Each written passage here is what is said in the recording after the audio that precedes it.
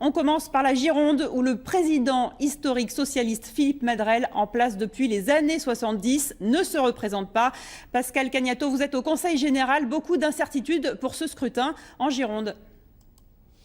Oui, vous le disiez, des incertitudes qui sont liées déjà aux résultats, puisque vous le savez, on remet les compteurs à zéro, c'est la première fois. Auparavant, on renouvelait par moitié, donc là, il y a une vraie incertitude sur le résultat.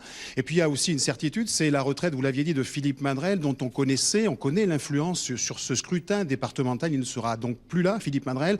Et puis, il y a le contexte national. On annonce la gauche un peu perdante sur l'ensemble du territoire, une gauche qui n'est pas forcément unis dans tous les cantons. Ça fait donc une somme, comme vous le disiez, d'incertitudes que l'on ressent ici dans l'enceinte du Conseil général. Alors évidemment, on va regarder les premiers chiffres qui vont tomber avec beaucoup d'intérêt. Le président Madrelle est d'ailleurs déjà dans son bureau avec son staff pour regarder, analyser ces premiers chiffres, puisque vous le savez, l'enjeu aussi pour Philippe Madrelle, personnel, même s'il ne se représente pas, c'est de partir en laissant ce département à gauche.